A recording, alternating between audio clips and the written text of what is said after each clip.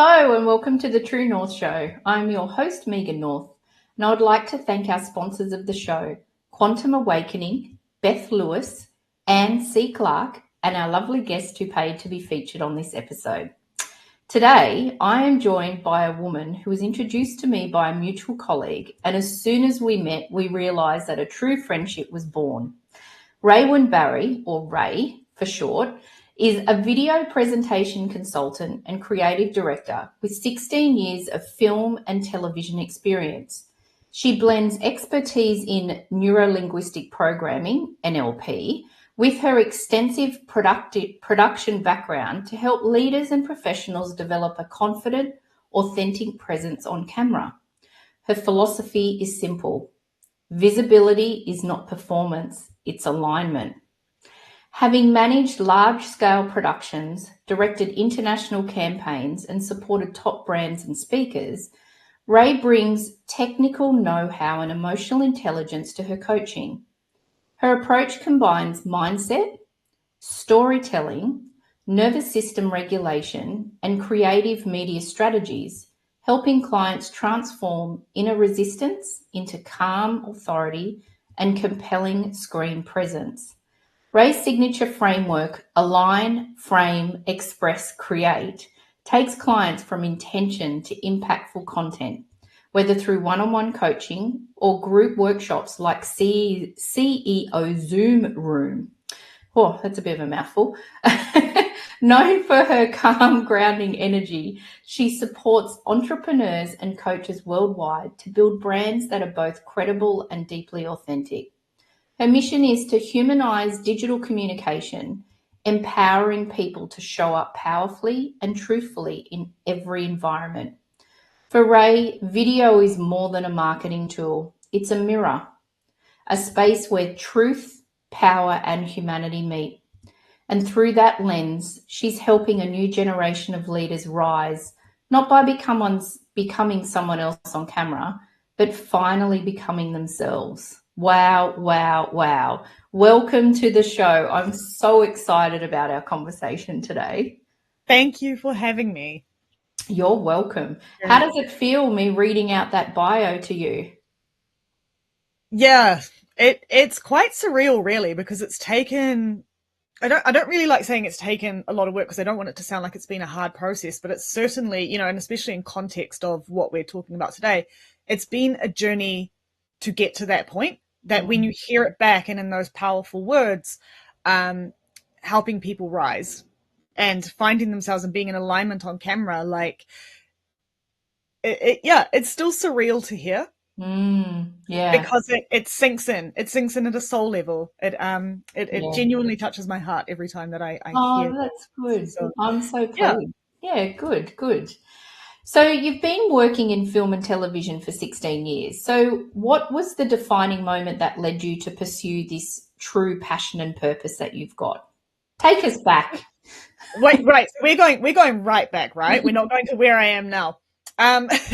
So yeah, I was actually 16 years old. I was in the guidance counselor's office at school, and guidance counselor being career advisor as well. It was a very small, I'm in a very small town. I grew up in a very small town, and it was a very rural school. And he called me in to say, what do you want to do with your life? And for context, the school that I went to, the career pathways were like farming, building, and accounting. So we're talking very rural, very farming country. And I sat there and I just had, I call it as an intuitive moment. To me, it was like a divine guidance kind of moment, because just completely out of nowhere, I went, I think I want to try media. And I saw this guy look at me and he was just a little bit like, oh dear, like you're going to be a little bit tougher, a little bit harder to put in the world out there. Yeah. But as luck would have it, and I had no idea it existed, but a regional television station had actually started in our city, and it had been operating for about a year. And so he had gone out, I believe his name was Mr. Gwilym. I'm going to have to go fact check that. But he went out and he was like, oh, he came back to me. He's like, I know you said media. He's like, you weren't very specific. And he's like, but here's all of these university opportunities. And then he went, but here's this channel that has started in town, a local TV station. It's like, do you want to go there and see what this is all about? And I did. Long story short, I went there. We had this program called Gateway, which allowed students to be positioned in workplaces and experience what it's like working in an industry. And I was like, cool, this is fun. I didn't leave. So I was like 16. It was like it was about March, April. So 4 months into the school year of my sixth form year. So I was sitting my level 2. Sixth form probably resonates across all the different countries. Yeah. And they were just like, why don't you come back and volunteer over the holidays? And I was like, yeah, that sounds like fun. By the end of the year, I wasn't even going to school. I was just like, I'm going to sink myself into this television experience. And then come the new year, they had offered me a full-time employment opportunity. So, yeah, for me, there was elements of I was done with the schooling side of things. I was doing well at school while spending all this time off just volunteering at a TV station as well. I just found that thing that I was genuinely excited about. Like this feeling, if I was to describe it, it was like, it was fun. And I was like, I'm just going to chase that fun. Yeah. Yeah. What happened for me in that process was in that first year that I was actually employed, we started a whole TV show.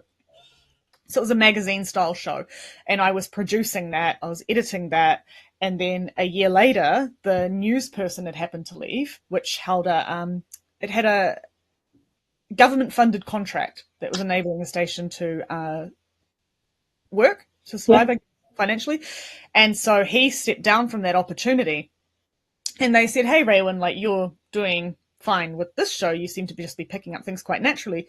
Do you want to move into the news? And I was like, yeah, okay. And I was like, I'll give it a go. When we talk about news in a regional space, like my city, my home city has about, I think, 90,000 people now in the region. Back when we were there, because we're talking 16 years ago, it was about 60 to 70,000 people that we could actively broadcast to.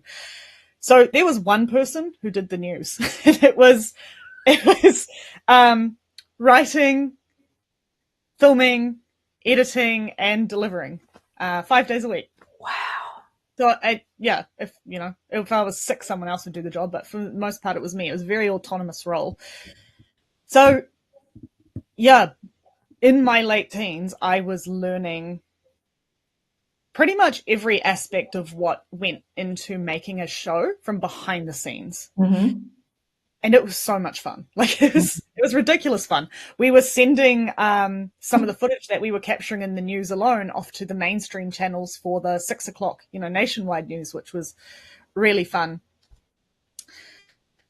So that's pretty much how it all started. Wow. Was this opportunity that allowed me to shadow people who I saw as experts. They were also learning in their own way, but we had the part that I guess I'm missing out of that story is in that experience, the professionals that were also able to pass through our TV station. And because of what I can look back now and really appreciate the enthusiasm, excitement, and general interest that I was showing as a young person, just that whole fascination that a lot of these people were like, oh, let me just show you how to do that.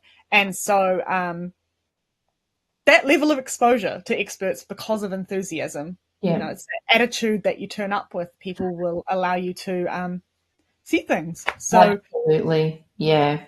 And when you made that decision, so when you said that in the town that you lived in, there was usually 3 things that you would usually do. So was that something like, did you have to have a conversation with your family, or was it just, this is what I'm doing and I'm just going to follow my purpose and passion and I'm just going for it?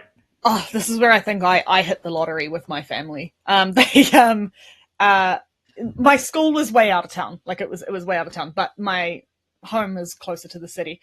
My family home is. And so my parents have always been about do what feels good. My mum's an artist. My father, he's a welder fitter. I usually get that in the wrong order. But both quite creative by nature. So they really, I think in all of us, kids, siblings, they were like, do what feels good and just try on life. And I think, like there's pros and cons to that. But for me, I definitely like at an extreme level dove into a subject and stayed. Yeah. And so I suppose for you, it was just normal then that feeling of every opportunity that comes to you, you're just like, yeah, I'll give it a go, because you've that's the environment that you've grown up in the sense of you've not really been in a box. You've actually been, if an opportunity comes, then go for it and just trial it out. Yeah, if it feels good. Yes. Like in the filter of if it feels good. Yeah. In a strange way, like, and I guess the reason I'm like looking up for thought around that is because I just recognized that was that element, is like there was a certain element of my parents certainly being like, follow something creative and do what feels interesting to you, but really like I probably filtered it through a very internal context of do what feels good. Yes. Yeah. If you're getting enjoyment from it, keep pursuing that learning pathway. Love it. Mm. Yeah. I love that. What an amazing way to start our conversation. I love it. And so I'm going to jump to what you're currently doing. So you coach people to be confident on camera. So is it something that has come naturally to you through your career? Is it something that you've had to work on yourself as well? That's a fantastic question. It's a fantastic question. It's missing, I guess the big gap is I talked about when I was 16. I missed the previous 8 years of my life to date, which was, I actually had a videography business. So I had a video production company that I co-owned. And so I was quite comfortable behind the camera. I learned all of the skills about being behind the camera. I would even argue to a degree, I was good at it just because I'd learned it also at quite a young age, and had so much comfort, And then when I'd moved into the video production company, I was employed as head of production. So it was my role to keep doing those skills that I was doing, essentially just for small one-off productions. I was going to say smaller, but it's not the case. They were definitely bigger. From planning the shows, from running the frameworks, the script writing, all of those things, filming and editing. And I think, being in your own TV show, the rest of the story around that. So definitely a level of comfort there. What happened was we were actually in COVID. Mm-hmm. And we were looking at closing down our company. We had worked with some major brands, but the reality was, I think like many other business owners in that 2020 to 2021 period, was people were pulling their budgets back. So the usual contracts that we had actually had changed, or they were becoming much, much smaller, because one of the things that people sacrificed in COVID was their video marketing budgets. So me and my business partner at the time were faced with a decision: how do we keep the doors open? And it really just was that question. We're like, what are we going to do? And do we want to, going back to that same, I'm seeing the key theme in this, going back to, do we want to keep doing this? Like, are we still finding this fun? Is it still enjoyable? And we reached out to a friend of ours who was a digital partner, and he said, go back and do your website. So we went on our website, and he's like, go have a look at it and do the FAQ section on your website to increase your SEO. And as we were doing that, and my business partner was typing it up, he looked over at me and he was basically like, Ray, like, each one of these questions that we're writing is actually a script that we could turn into a video. He had written 31 of them, and they're all just short paragraphs. And then we shot 31 of them in an hour and a half. And it was like the light bulb moment, we were like, oh, hang on, if we can do this for ourselves, we can do this for other people. Yeah. In a 2-hour set. So it gave birth to a product that we had called 25 videos for $2,500, literally 25 videos for $2,500 shot in the space of 2 hours. Yeah. And this is where the coaching kicked in, because people came in and they were, how do I turn up on camera? It was always the first question. What do I wear? how do I write my scripts? What am I going to say? Like, we could develop the framework, but there was all these other insecurities, or I'm actually going to say it was an unfamiliarity of the environment and being on set. Yeah.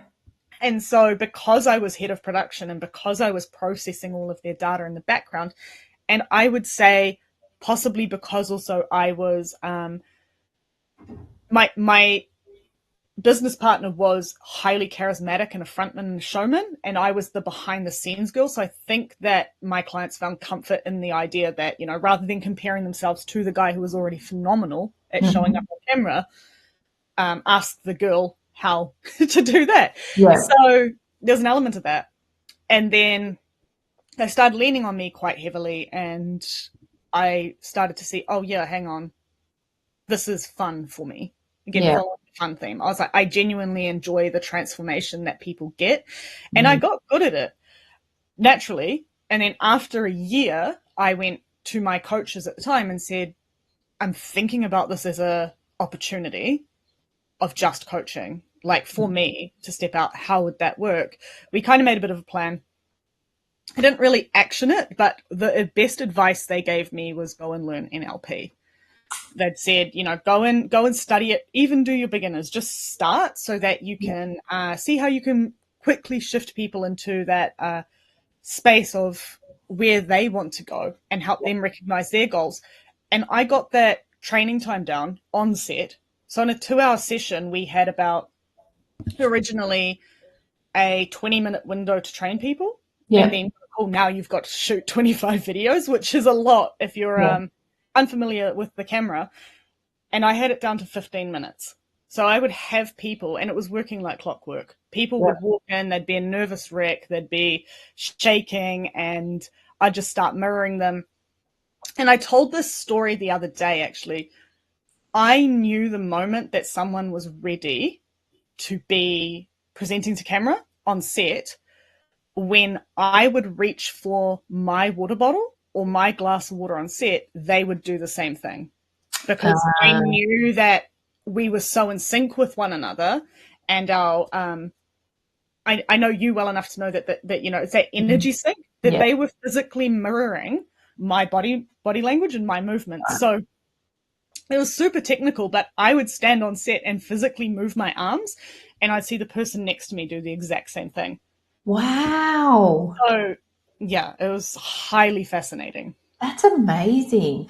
And, you know, I've had a bit of an aha moment listening to what you were talking about just then as well, because one of the questions that I was going to ask you was, do you think that it's people are nervous and don't really want to be on camera because they don't want the light shone on them? But one of the things that you actually said was because it's unfamiliar to them. And isn't that interesting? Because I'm wondering, like with all the NLP that you do with your clients as well, is do you find that it's unfamiliar and they don't usually do it, as opposed to being and fearing being on camera? Like, to me, there's a really big difference in that. There's so many layers. Yeah. So it's certainly fascinating. And I'm loving this about where I am now, because I get to learn all of these layers, right? Yeah. So there's kind of two ways to answer your question, because I always find if people aren't in alignment, it's always the first filter for me. It's like, if you're in alignment, I don't mean that to sound too worldly or anything like that. If they're not feeling congruent with who they want to turn up as on camera, that's what I mean. It's that alignment. So I know that if I'm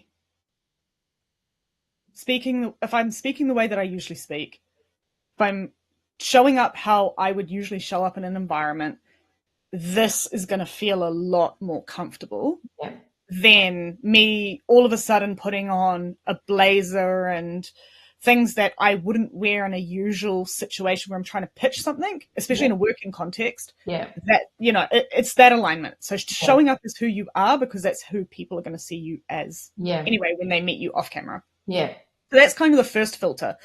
But the second filter, to answer your question, is that the camera doesn't have the same human expressions when we're talking to someone in person.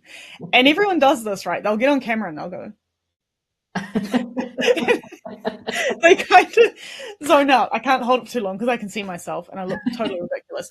But it's like being in a Zoom room, right? And they're like zoning out or got their arms folded, or you're not seeing the same interaction that you would in a human interaction. Yeah. That's what I mean about the camera being unfamiliar. We don't know how to treat it because it's not giving us that mirror. And so, again, going back to what I said I was doing on set, and I knew people were in sync with me and their body language would move in sync with mine, it's that mirror. That's all I was giving them, really, is, here's how to present. Wow, I love that. And one of the things that because the coaching that I do with people is to help them find their true north, their passion and their purpose. And when I talk to them about showing up and how are you showing up and are you doing videos and that sort of thing, and they're like, oh my gosh, I really hate being on camera, and and they're agonizing. I did this YouTube short for 25 seconds and I still haven't sent it. And I say to them, seriously, we now have less than 2 seconds to grab someone's attention on social media. So these 5 hours that you've agonized over this 30-second YouTube short, seriously, like the people who are going to need to see it are going to see it. I think that people get so in their heads about what they look like and is it perfect and that sort of thing. But actually, we really do only have less than 2 seconds to capture someone's attention. Yeah. Actually, I like that you're saying 2 seconds. Yeah, I do. I agree with you. We've got 2 seconds to capture someone's attention. We've got 6 seconds to form a first impression. Yeah. So it takes 6 seconds, generally speaking, for somebody to actually form a impression and get a read on whether or not they should feel guarded around you or they should feel warm and open. Yeah. And I like that. I like that as a statistic because I still believe that we should intentionally craft that 6-second impression. Mm-hmm. Meaning you should turn up with intention. You should be thinking about what you're wearing. You should be thinking about what is being said in that first 6 seconds. Absolutely. Yeah. Absolutely. The part that I think people get stuck on is probably that analyzing quite heavily, what is that information? What is that detail? And then going, is it in alignment with who I am? Am I turning up in a smiley way? Am I presenting the best version of me? And it becomes a lot of questions all asked, in what's probably 0.5 seconds to someone. Yeah, exactly. And also the comparison. Like I look different on camera to, I don't know, someone else. And you think, but you're authentically you. So people are going to want to see you. And if you're genuinely turning up and you're being authentically you, and if you usually laugh and smile, then turn up on camera and laugh and smile. Correct. And I think one of the big barriers as well, and this is what I often teach people, is we want to be liked. We are psychologically wired to want to be liked by people. Yeah. And that makes sense. What we need to really push for is, am I actually speaking to the tribe that I want to attract? That 0.1% of the world global population, even less than 1%, that I'm actually going to run into in this lifetime, meet and have an interaction with. And when... Oh, that's good. Oh, what's that? So say that one again. Oh, I'm not sure how to phrase it. I was kind of just speaking off the top of my head. So yeah, we need to be speaking to that 1%, or that it's less than 1% of the population that we're actually going to meet in this lifetime. And those are the people who, in that 6 seconds that you have an interaction with, they're going to go, I actually like you. There's something about you that I like. And I used to say this a lot to my clients. You need to turn up in what it is that they're most likely to meet you in, especially when it comes to wardrobe and how you're presenting. So there's this example of this guy, and I went to so many events where I saw him talking. Mm-hmm. Not going to use his name, obviously, but he was wearing a suit every single time that I saw him, a suit and a tie, and he was always beautifully dressed and highly manicured. And I was always like, oh yeah, I know this guy. Oh, it's him again. Oh, cool. And I was sitting with my business partner in Auckland, and we were having lunch. And this guy comes up to us, and he was wearing his athletic gear. And I was going, I have no idea who he is. And I'm sitting there, I'm like, to my business partner, I'm like, it's not hitting me, trying to mask the expression on my face, going like, he really seems to know us really incredibly well. And I'm like, I was mortified. I was like, how could I have forgotten a client? Like, my first thing was like, he's probably a client, and I was absolutely mortified. And then he goes, oh no, it's me, and we met at this thing. And I was like, oh, thank God he introduced himself. Thank God he said his name, because I had no idea who he was.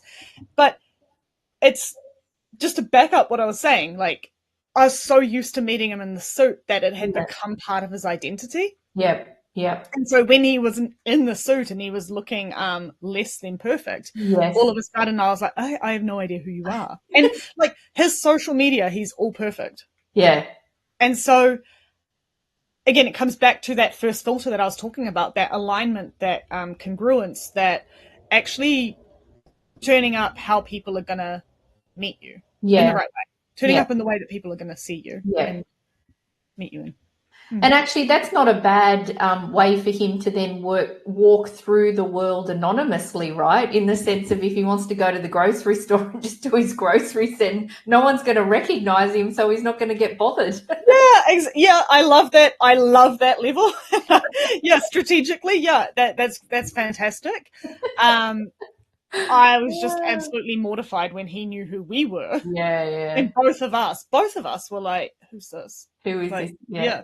Did you say something to him though? Like, did you put into context of, I didn't recognize you because you're in here? No, I think at that stage I was too awkward about it. But naturally, the conversation kind of, he kind of was like, I can't remember whether he said it's me, like in his name, or whether, because he recognized what was going on, or whether he just filled in the gap, like, I haven't seen you since this event. And then you could see, like, me and the clockwork started going. Yeah, we were like, oh, okay, connection. Yeah.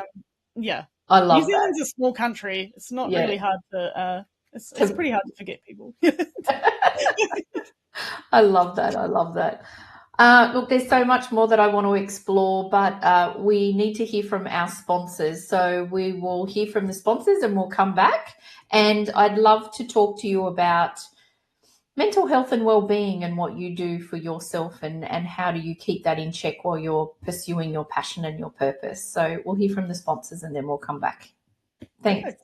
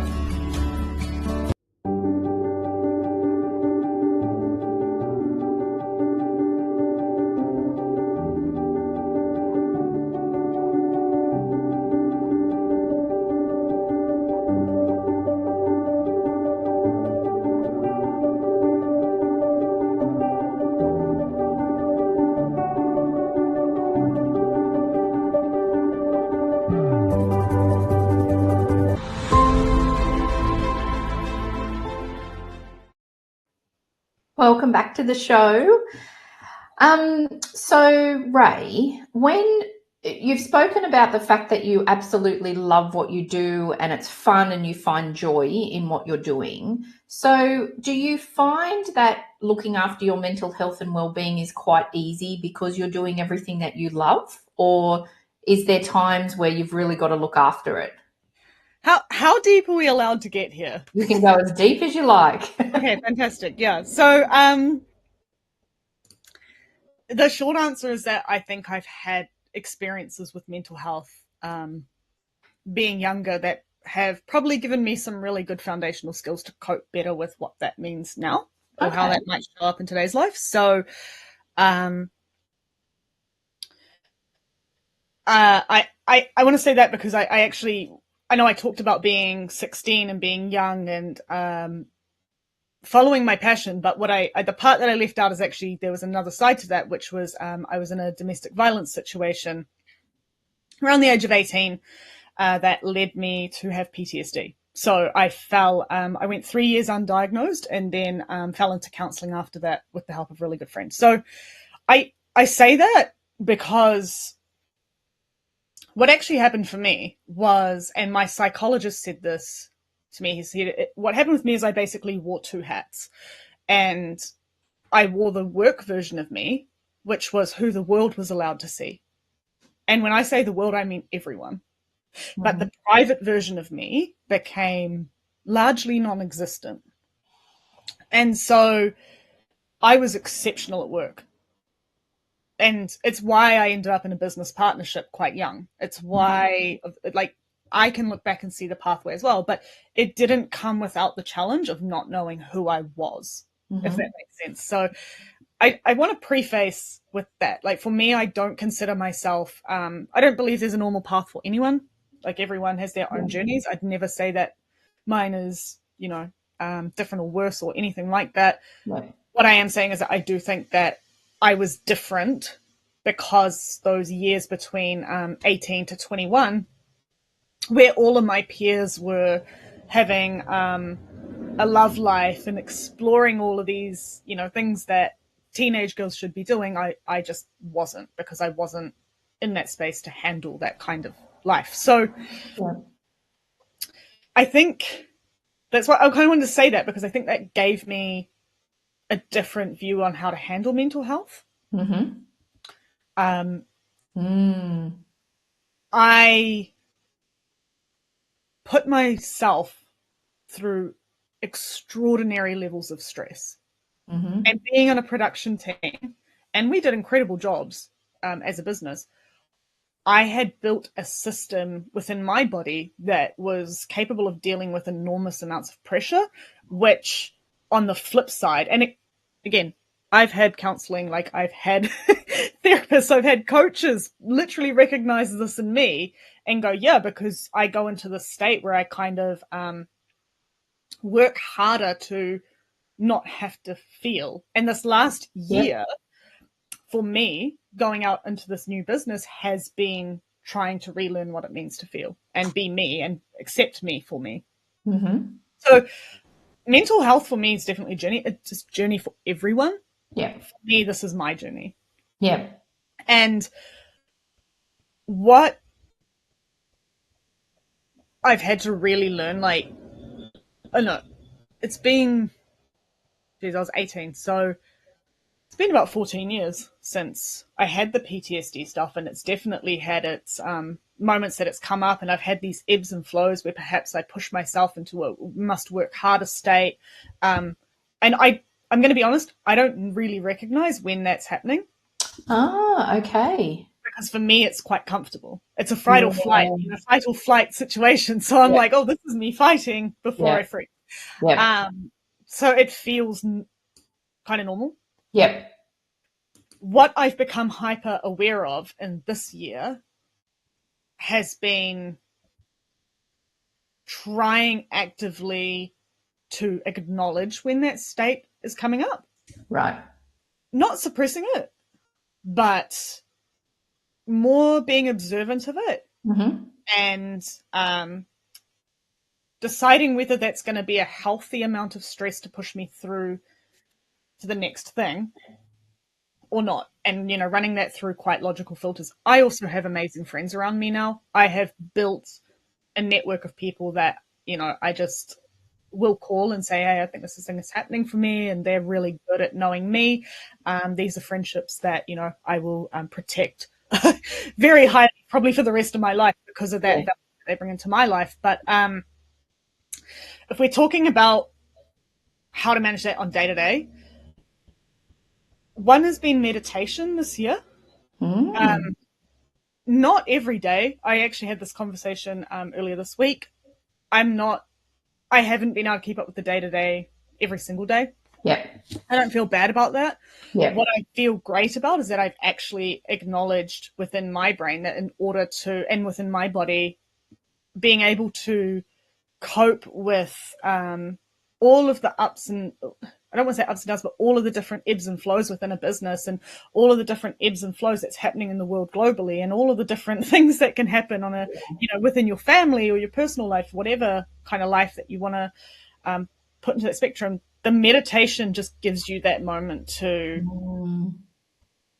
not have to be influenced by that. Mm-hmm. So that was really useful, just slowing down. Mm-hmm. And my coaches see this, they'll laugh. Setting boundaries. Mm-hmm. Actually saying no. And actually saying someone else can do this role. Yeah. Someone else can do that. I don't need to be the one doing the framework. Yes, Yeah. I might be great at it. Someone else can do it. And actively training people. Yeah. So Yeah. managing it differently. That's Wow. taken years to learn. Yeah. Yeah. Years and years. And I love that you talk about when you said that you found meditation and how it works for you, and that it doesn't necessarily mean it's every day. But I love that, because I think if you find things that work for you, and now that you're starting to be observant of when things are coming up, at least you've got a tool that you can use that that works for you. And I think sometimes when we're trying to manage our own mental health and well-being and what works and what's good for me, it is about trialing things and then finding, oh, actually that actually works really well for me. How can I use it when I need it? Absolutely. Yeah. And also, I mentioned my friends. For me, I've realized talk therapy really works for me. Yeah. And I know there's a great talk by Simon Sinek, and he says it takes 8 minutes on the phone with a friend to change your state and calm down. For me, that's been immensely true. Yeah. And I've noticed as well, because I tend to, when stress pops up for me, I tend to, and I say stress because that's my demon, but when it crops up for me, I typically shut it down. Mm-hmm. And then I let it bottle, and I'll let it bottle. And then I'll talk to that friend and I'll be like, no, this is what's going on. And they'll be like, oh, you should have called earlier. Yeah. And I'm like, oh, yeah, silly me. Oops. Yeah. So, everyone has their own way. I think that's probably the challenge when it comes to mental health, is finding your ways that you're receptive to it. Some people are more visual than other people. Some people, like me, they prefer to talk. Others just prefer to have more quiet space. And there's no wrong or right way. It's finding what works for you. And the meditation for me was that access to just slow things down. Yeah. In a lot of ways. So yeah. And that's great. I love that advice that you've given, that there's no one-stop shop for everybody. Like, we're all different. I had a lady on the show last season, and the way that she helps her mental health and well-being is she plays chess, because it just calms her. She said, I can't meditate, but I can play chess. And so I love that she's found, and I think that it's just really important, and I talk about this on probably every episode, is that people get so caught up in people telling them you should you should meditate every day and blah, blah. But if it doesn't work for you, then that's such a stress in your life that it's counterintuitive. And have you heard the term active relaxing? No. So active relaxing is pretty much what you just spoke to, I think, about that lady playing chess to relax. So for me, because I creative type and active relaxing, for me, the cell phone has become quite the danger in that sense. Being that I like to watch TV and be doing something with my hands. Okay. So I got into knitting. I got into like crocheting. I got into, I was doing lamps. I was making lamps for a while. Like there's some crazy stuff going on. But again, my mum's an artist, so Oh, okay. Yeah. easy to access things and be like, Mum, I want to try this thing. Can you teach me? If it wasn't doing that, I'd be painting my nails or I'd be learning another way of doing things Yeah. while watching the TV, while consuming a TV show, whatever, like however that is. But someone said to me, like, I always felt bad about that because my focus wasn't directly on the TV. Also, working in TV, I was like, it's a lot in a day to always be in front of a screen. But that idea of active relaxing. Now, I mentioned it's dangerous with a cell phone because the cell phone fulfills the same thing, but it's more draining. Yeah. Yeah. But I do believe that there's an element of, that idea of active relaxing, needing to do something with your hands, or that desire to do something with your hands while watching TV or listening to music or Yeah. Oh, that's really interesting. Active relaxing. I also think it's when you were saying too about I think most people feel guilty. There's that guilt of, oh, I'm not doing anything or I'm sitting and relaxing, whereas actually it's one of the things that I've had to work on myself as well, particularly having your own business and all of those sort of things. I should, but I love now, like I'm very good at sitting on the lounge and having a cup of tea and watching a bake off or something and having, a couple of hours of that and then getting to the point where I love it when my brain is bored because I feel like I've really decompressed and then all of a sudden I start to get all these ideas. Oh, I could do this and I could do that. But I've had to like go, okay, it's fine. It's fine if I'm not doing anything. I'm okay. And this is okay, but it's giving yourself permission. How fabulous is that statement? Allow my brain to get bored. Yeah. That is the coolest. Yeah. That was my aha moment in this call. Yeah. Like, I'm like, oh yeah, like when did I last allow myself to get bored? Yeah. That's fantastic. Yeah, because being bored is your brain is completely inactive. Yeah. That's actually a really good thing for your brain. Yeah. I love that. Yeah. I guess that's also where I would also kind of argue, I guess, that that's probably where creativity kind of starts as well. Yeah, definitely. In a lot of ways. Yeah, absolutely. And so with the mental health, how it's so important for you, is it something that you work on with your clients as well? Absolutely.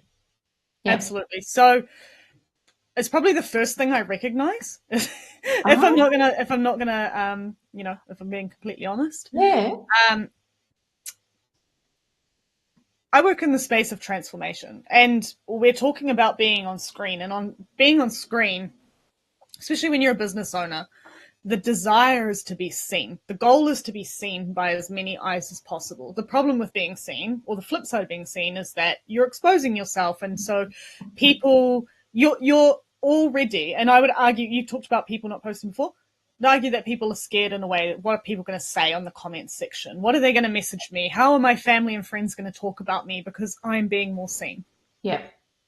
Mental health. It all stacks up. And again, it comes back to alignment for me, that when people are and turning up as who they are and who they want to be seen as, and okay with the version of themselves that they want to be seen as, and the future version of themselves, that's when video and content creation steps out of being in that really hard basket and just feels more at ease. Yeah. Because you're turning up as who you say you are in every area of your life, rather than this is the work version of me and I'm only going to turn up as work version of me. Yeah. And I think it's also just practice as well, right? I mean, I know when I first started my show, like 18 months ago, my first couple of episodes, I was really nervous, but then the more I did it, the better I got at it. And you just get more confident because it just is then, it's not unfamiliar to me now. It's very familiar, and I'm okay with it. So I think that practice also does help in all aspects of showing up on camera. Absolutely. Absolutely. It's still, people get stuck in that space before feeling even ready to practice. Yeah. And the amount of times that, especially now that I'm coaching people how to make their content, the amount of times that I hear them go, oh yeah, cool, I'll shoot a video. And then I go, how did the video go? And they go, oh, I didn't get around to doing it. Yeah. And I'm like, yeah, so it's taking that step to practice as well. And I guess, like going to the gym, or if you wanted to get fit or just anything like that, it's the reps. Yeah. Yeah. The discipline is in the reps. It's Yeah. doing it when you don't feel like doing it, because you're actually building the skill and learning, so that when it counts, when it matters, you're prepared. Yeah. Yeah. Yeah. I love that. And so, I mean, your business has shifted, and particularly in the last 12 months. And so, because you're not really pursuing a different passion and purpose, it's just made a little bit of a different turn. Do you find that have you found that all of a sudden you're putting more and more onto yourself because this is a new venture, or is that staying grounded and making sure all your practices that you've got are even becoming more important at the moment? More important at the moment. I wouldn't say that I'm putting more onto myself. Okay. I think I'm actively reducing the amount that I actually had on my plate. Great. I'm hyper aware of it. And that's what, you talked about mental health, you talked about stress. And I've openly said, like, I know how much I will take on just to not have to be me. So it's like, I'm good at what I do. But I think I'm just hyper aware of balance. Like right now, as it stands, when we're recording this, I'm hyper aware of balance.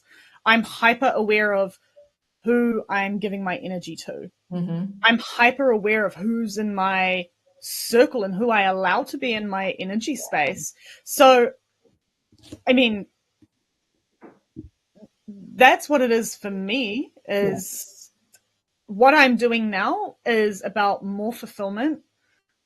It's about coaching business owners and entrepreneurs to show up in the way they want to be seen.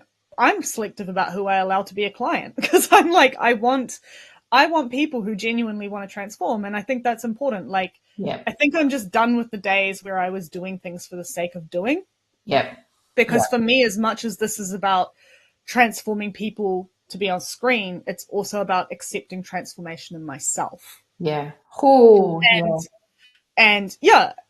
turning up how I want to be and really manifesting the life of my dreams. And actively setting boundaries, saying no to the things that don't align with those visions. And there's no shortage of opportunities, and I think about it, I could easily get back into editing. I could easily get back into filming.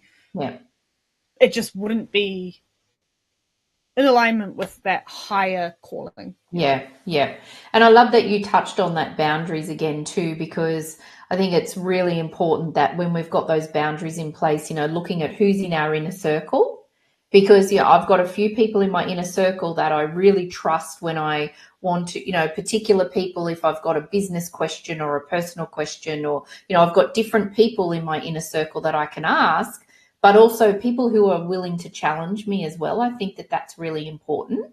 I don't want just yes, Megan people, even though sometimes when I don't get a yes, Megan, I think, well, it's like, why aren't you agreeing with me?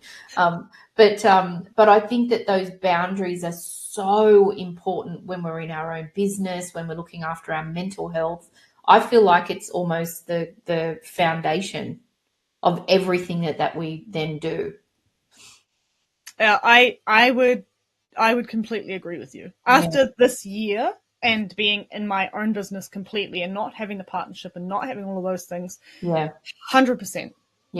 And in every aspect as well. So I also think it's those boundaries that set you apart when you are in pursuit of your, which is backing up exactly what you just said, in pursuit of your true north and in pursuit of that purpose. Because, and not the word discipline makes it sound hard. Boundaries in the sense of your input determines your output. Like, I know my inner circle, same as you just spoke about yours, my inner circle all play different roles. Yes. I've got 3 people straight at the top of my head, and none of them are my family members, just being completely honest. Yeah. They are, people who I would say are best friends, because I can call them for different topics. I've got like personal life, I've got my business life, and I've got my goal life, and like my goal friend, if I called him, he would literally fact check me and say, but you told me this, and so what are you still going on this pathway? And he, in so many ways, holds me accountable to my purpose. Yeah. But they all play different roles depending on where I might be feeling a need to fill the cup in whichever area, right? So there's boundaries in which they play as well. Yes. I would say, like for me, it's everyone's in a boundary. Yeah. I love that. And I was gonna say as well, I think taking a step back and looking at it a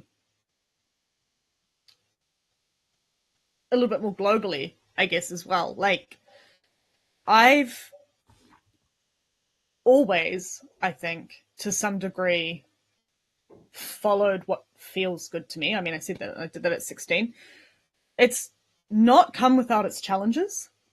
Like I said, being in that 18, with just minus the PTSD part, but being in that 18 to 21 space when all of my friends that I had at the time, when all the girls of my age were going out to town and they're exploring this life, actively choosing to not do that because that didn't feel comfortable to me. Yeah.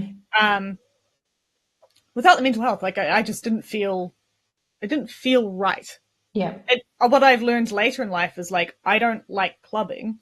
Like I go into a really strange space and I'm like, okay, I feel like I'm on the spectrum if I'm in a club because the noise is too much and there's too many people and stuff.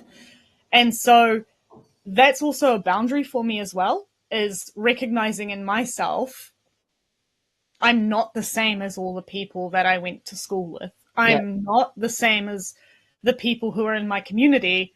It's like an acceptance of actually my boundary now is that I'm okay to be me. Yeah. And okay to be seen as me. And okay to be seen as being different. Yeah. Because it's kind of propelled my trajectory in a lot of ways, but also kept me in a space that I can pursue what feels right. Yeah. Wow. So to me, that's also a boundary. Yeah. I love that. Doing all of that and then still just being you and true to yourself. I think that's really beautiful. So we actually only have a couple of minutes left. Can you believe that? I've only asked you like about 2 or 3 questions. You'll have to come back. So I'm going to ask you the same question that I ask all of my guests before we finish our conversation. So what is one lesson or truth that you've learned on your journey that you wish you'd known earlier? Yeah, I think I've said it a couple of times. It's following that what feels fun, following that bliss, following. Actually, I'm gonna lock into that one. So the amount of times that I have been challenged by someone saying, "Oh, but you should stay in a production role, or you're really good at this task," and me going, "But internally, I want to try this other thing." Just doing it anyway. Yeah. And like sometimes it's literally the world around you saying you're going to fail. Yeah. It's the world around you saying you can't do it. And it's showing up and going, but internally, this thing makes me feel happy. This thing is bringing me excitement. This thing for me, sometimes it's been, I know I'm just going to get enjoyment out of learning about this thing. Yeah. And just saying yes anyway. Yeah. Yeah. It's the very same people who might have said you're going to fail at this that came back and went, "Oh, I didn't think that was going to succeed the way that it did." Yeah. And you're like, "Oh yeah, typical, funny that." Yeah. So for me, it's following that calling. Love it. If it lights you up in any way, take the next step in what that light is. And yeah. It's beautiful. Just do it anyway. Yeah. Yeah. Just do it anyway. I love it. Thank you so much for spending this time with me today. I hope you've enjoyed the conversation as much as I did because it was amazing. And thanks for the aha moment as well. Likewise. Yeah. It's a very good call. Thank you. I appreciate it. And thank you for giving me an aha too. You're welcome. And I'd also like to thank all of our amazing and dedicated audience, our supporters, and also our sponsors. I hope that everybody has a wonderful rest of the week, and I look forward to seeing everyone again next week. And thank you again so much, Ray. It's been fantastic. Yeah, thank you so much. Thank you.